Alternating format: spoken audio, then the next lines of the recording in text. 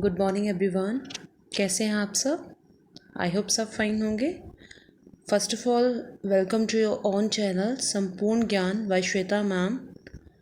Children, हमने इस chapter में जो हमने second chapter of history start किया है, न्यू किंग्स एंड किंगडम, इसमें हमने कल पढ़ा था कि बहुत सी न्यू डायनेस्टीज़ जो थी वो बननी शुरू हुई थी, अस्तित्व में आई थी। हमने सामंतास के बारे में पढ़ा था, महामंडलेश्वरास के बारे में पढ़ा था, and we read about the kings those who were not Kshatriya by birth.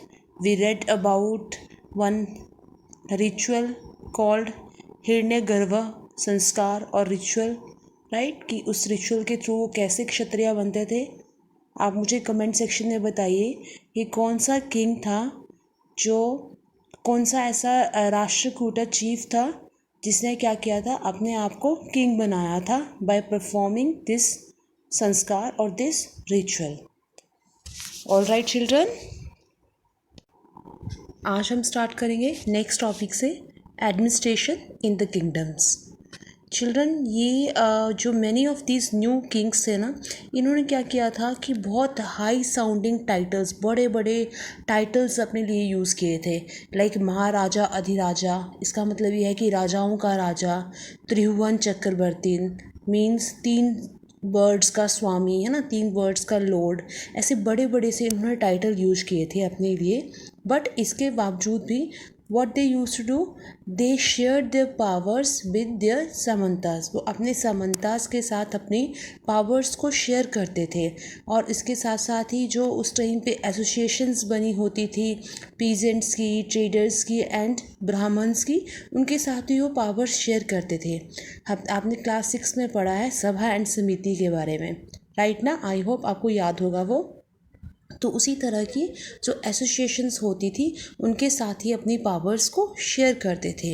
In each of these states resources were obtained from the producers, that is peasants, cattle keepers, artisans. यहाँ पे क्या होता था कि ये जो लोग होते थे इनको कंपेल किया जाता था किस चीज़ के लिए, टैक्स देने के लिए, ठीक है। पीजेंट्स को, जो कैटल्स रखते थे उनको, जो अलग अलग तरह की चीज़ें बनाते थे उनको, उनसे जो था पैसा लिया जाता था। समटाइम्स आपने पढ़ा है कि टैक्स कैसे लिया जाते थे, कई बार एज अ टैक्स जो होता था एज अ मनी लिया जाता था and sometime as a thing, है ना, किसी वस्तु के रूप में लिया जाता था। कभी कभी आपने ये भी पढ़ा है पिछली क्लासेस में कि उनको क्या किया जाता था, उनको काम लगाया जाता था, उनको कुछ पर्टिकुलर काम दे दिया जाता था। जैसे कोई बहुत अच्छा कारीगर है तो उसको ये कह दिया जाता था कि उसने महल में आके, राजा के पैलेस पे आके या किसी मंदिर में जाके उसने वहाँ पे एक दिन फ्री में काम करना है। तो उस तरह से जो है वहाँ पे क्या करते थे, उनसे टैक्स लिए जाते थे। अगर हम एक इंस्क्रिप्शन की बात करें, जो चोलास की इंस्क्रिप्शन है, रूल्ड इन तमिलनाडु, जिन्होंने तमिलनाडु में रूल किया है, तो उस इंस्क्रिप्शन में लगभग 400 टैक्सेस, 400 तरह की आइटम्स बताई हैं जिन पे different different type of taxes जो थे वो लगते थे बेटा। ओके। अब बच्चे, ये जो मैंने टैक्सेस आपको बताए, इन टैक्सेस का यूज़ क्या होता था? इनका यूज़ होता था एडमिनिस्ट्रेशन को चलाने के लिए, किंग्स के काम के लिए, एंड टेम्पल्स बनाए जाते थे। वो लोग फोर्टिफिकेशन करते थे। हमने पढ़ा था ना कि ये क्या करते थे, अपने आप को ज़्यादा पावरफुल दिखाने के लिए दीवारें बनाते थे बड़ी बड़ी, ठीक है। कभी एक दीवार बना देते थे तो कभी दूसरी दीवार, दीवार इन द सेंस किले बनाते थे। जहाँ भी इनका अपना महल होता था उसके चारों तरफ बड़ी बड़ी सी दीवारें, बड़े बड़े फोर्ट्स बना लेते थे, राइट। उस तरह से ही करते थे। और ये कैसे वेल्थ हासिल करते थे? प्लंडर करते थे, लूटमार करते थे, ठीक है। जो ट्रेड के रास्ते होते थे उन पे अपना कब्जा कर लेते थे। उस तरीके से ये क्या करते थे, पैसा इकट्ठा करते थे।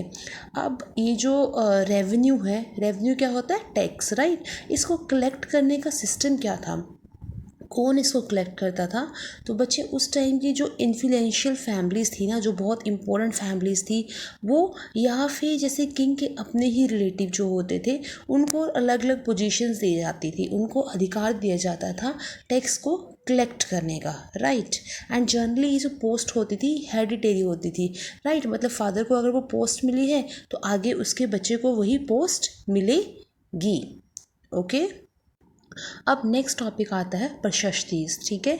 अच्छा बच्चे, प्रशस्ति शब्द जो है ये प्रशस्ति शब्द जो है ये आपने क्लास 6 में भी पढ़ा है, ठीक है। तो आप मुझे कमेंट सेक्शन में बताएंगे कि प्रशस्ति होता क्या है, राइट।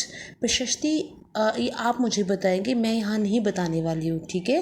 प्रशस्ति में क्या होता था, डिटेल दी जाती थी, ठीक है, जो कि लिटरेरी जो है ट्रू नहीं होती थी, क्योंकि प्रशस्ति हम लोगों को पता है कि उस टाइम जो ब्राह्मण्स होते थे वही लिखते थे, जिसमें वो अपने रूलर को बहुत बहादुर बताते थे, बहुत ज़्यादा शक्तिशाली बताते थे, बहुत सुंदर बताते थे, बहुत हर एक चीज़ में वो उसको एक्सेल बताते थे कि बहुत ही अच्छा था, एक्सीलेंट था, इस तरीके से वो बताते थे।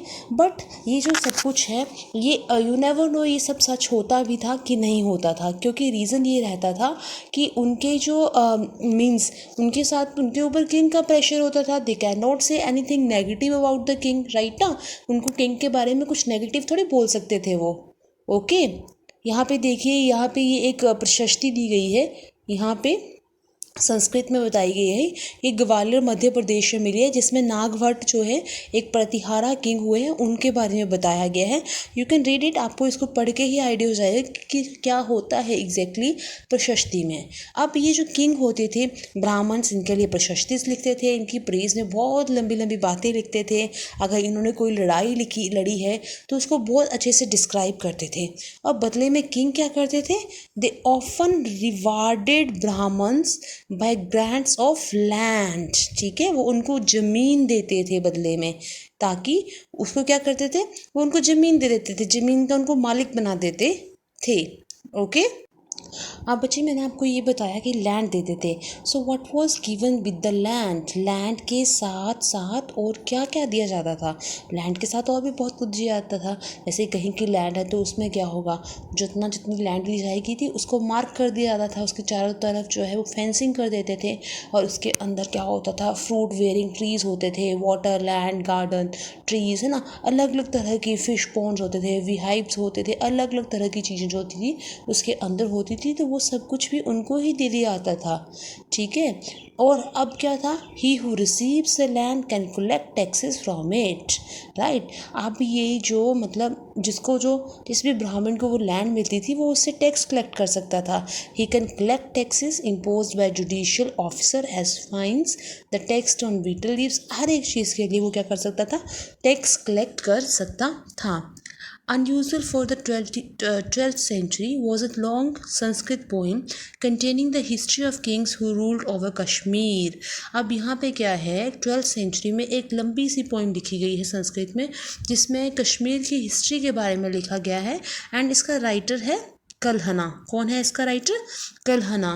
और इसका नाम क्या था, इसका नाम था राजत रंगनी। क्या नाम था, राजत रंगनी, ठीक है। और इसमें क्या था, इसमें कश्मीर की हिस्ट्री बताई गई थी पूरा डिटेल में, जिसके लिए उन्होंने अलग अलग सोर्सेज यूज़ किए थे, इंस्क्रिप्शंस यूज़ किए थे, डॉक्यूमेंट्स यूज़ किए थे, ठीक है, आई विटनेस अकाउंट, ये सब कुछ उन्होंने उसमें लिखा था, okay. I guess this is all for today. अब आगे के जो थोड़े से टॉपिक रहते हैं उनको हम कल कंप्लीट कर लेंगे। Thank you everyone.